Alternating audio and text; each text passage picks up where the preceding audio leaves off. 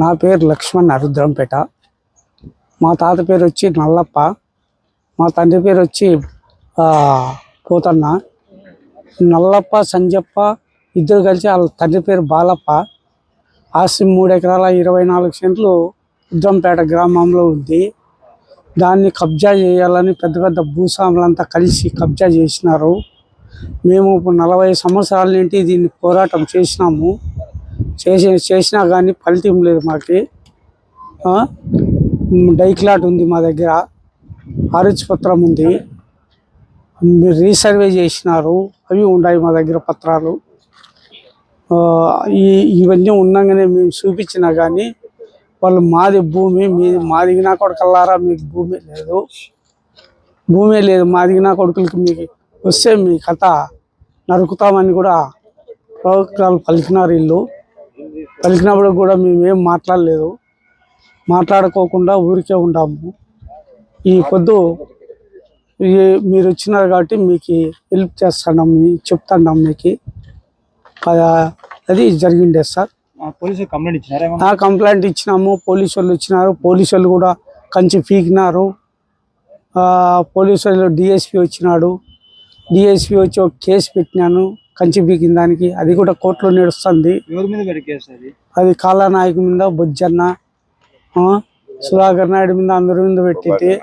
ప్రభాకర్ నాయుడు మీద. ప్రభాకర్ నాయుడు వాళ్ళు డబ్బులు ఇచ్చే తప్పుకున్నారు. కేసు ఏమో అట్లే నడుస్తుంది. బాగలేనని చెప్పుకున్నాను జడ్జి గారికి. 3 ఎకరాల 24 సెంట్లు. ఫస్ట్ రాజకీయ నాయకులు ఏమి ఎవరు లేరు సార్. ఫస్ట్ 20 లీటర్లు కొన్నారు. 20 లీటర్ బదులు 13 సవరణ చేసినారు. సర్వే నంబర్లు, చెక్ బందులు అన్నీ ఎట్లా ఉన్నాయి. సర్వే నంబర్ ఒకటి మెన్షన్ చేసి రిజిస్ట్రేషన్ చేసినాము అని చెప్పినారు.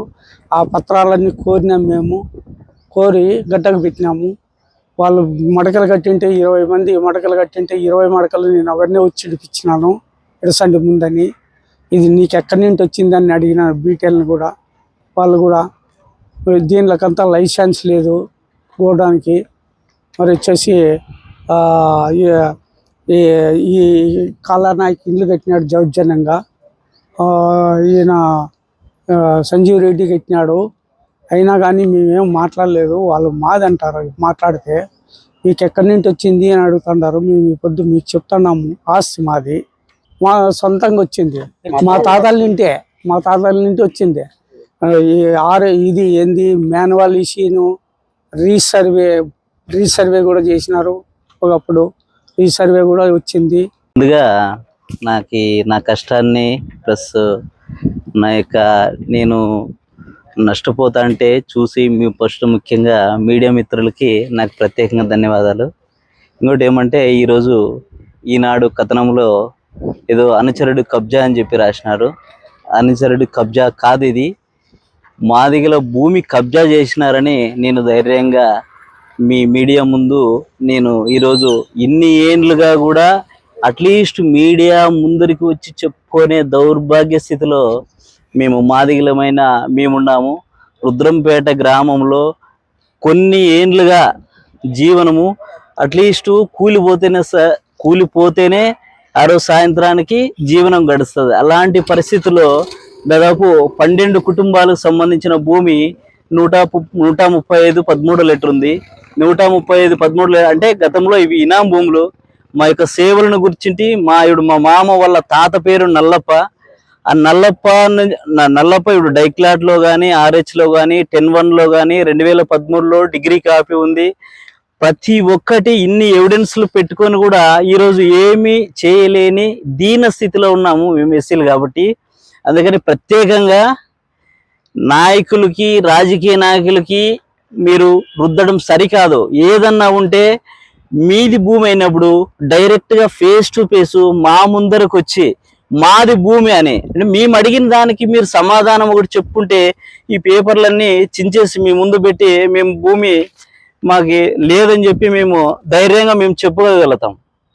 ఈరోజు ఇన్ని ఎవిడెన్స్లు ఉండి కూడా భూమి మీది కాదని అంటే ఒక భూమి రిజిస్టర్ అయిన మాత్రాన మీ భూమి ఎట్లా అవుతుంది చెప్పండి. మీకు 1966లో రిజిస్టర్ అయింది.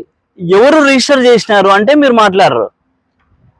గతంలో చాలా ఇబ్బందులు పడినాము, ఇప్పుడు ఇబ్బందులు పడాలన్నంత ఇదిలో లేము మేము.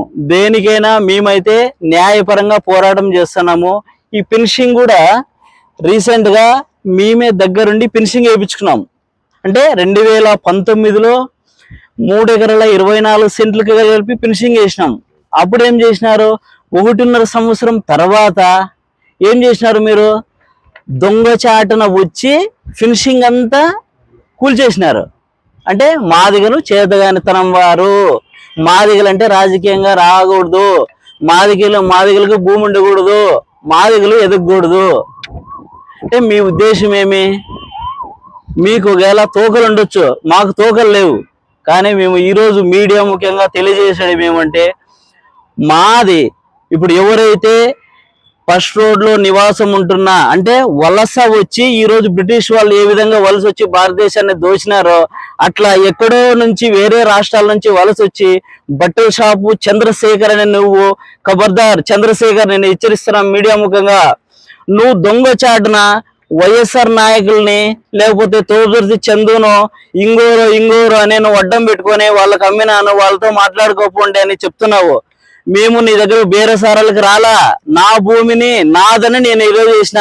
నీకు ధైర్యం ఉంటే 24 hours టైం ఇస్తున్నారా, సైడ్ లేక రా, మీడియా ముఖంగా నేను భేటీ కూర్చుంటా. నీ భూమి ఎవరు ఎక్కడి నుంచి వచ్చింది, ఎవరు అమ్మినారు నీకే? అంటే డైక్లాట్ అంటే ఆ రోజు బ్రిటిష్ కాలంలో మాలాంటి వాళ్ళని గుర్తించి సేవలకి ఈరోజు భూమి ఇచ్చినారు. డైక్లాట్ లో ఉంది, RH లో ఉంది, 10-1 లో ఉంది. ఇన్ని ఎవిడెన్స్లు పెట్టుకొని కూడా మేము చేతగాని వారంలో కూర్చున్నాము. రాజకీయంగా దయచేసి రాజకీయంగా రుద్దొద్దండి మమ్మల్ని. మేము మాదిగలమైనంత మాత్రాన మమ్మల్ని వాడుకొని మీరు లబ్ధి పొందొద్దండి.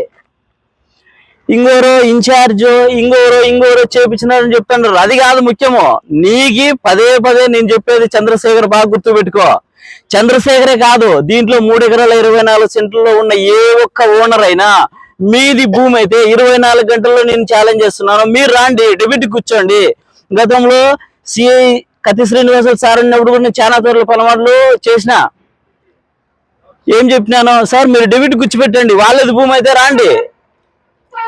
మీకు భూమి ఎవరు, తండ్రి లేనిది పిల్లలు రారు కదా సార్, తల్లి లేని ఇప్పుడు డైక్లాటు RH ఇన్ని ఎవిడెన్స్ పెట్టుకొని మేము ఉన్నప్పుడు రా ముందుకు రా, నీ భూమి ఎవరి నుంచి వచ్చింది చెప్పు నాకు భూమి.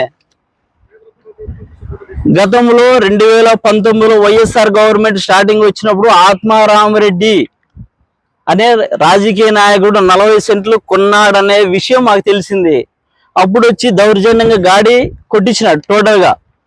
మేము మా కుటుంబ సభ్యులంతా వచ్చి ఆ గాడిని పూర్తి చేయడం జరిగింది. ఏమంటే ఎవరో ప్రసాద్ రెడ్డి ఆయన ఎవరినో వాళ్ళ అనుచరుని పంపించి గాడి తీపిస్తేనే మేము పూడ్పించినాం. ఎందుకంటే భూమి మాదే. అప్పటి నుంచి ఇప్పటి వరకు మేము అనుభవంలో ఉన్నాము, మేమే ఉన్నాము భూమిలో. అది కాదనుకోకుండా మీరు ఎవరితో బేరసారాలు చేసుకొని అది మంచి పద్ధతి కాదు. రాజకీయంగా మమ్మల్ని మాదిగలను రుద్దొద్దండి.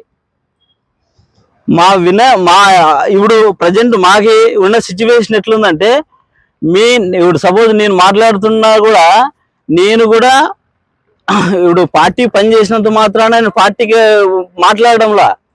ఇప్పటికేంది మా మీద దయ ఉంచి మీరు ఏదైనా RDOకి రెఫర్ చేయడం కానీ లేకపోతే MROకి రెఫర్ చేయడం కానీ, భూమి ఎక్కడి నుంచి పుట్టింది, ఎవరికి పుట్టింది, ఎవరి పేర్లు ఉన్నాయి, గవర్నమెంట్ ఇప్పుడు ప్రజెంట్ ఫసలి ఉంది, 1B అడంగులు ఊరికే ఇస్తారా సార్? నాకే అడంగులు ఇవ్వరు కదా, ఊరికే ఇవ్వరు కదా.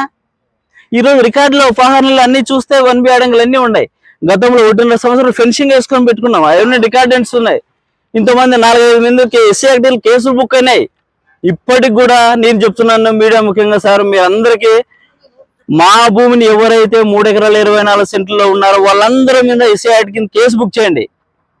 మాకున్న హక్కును మేము అడుగుతున్నాం సార్, మేమేం అడగడంలా.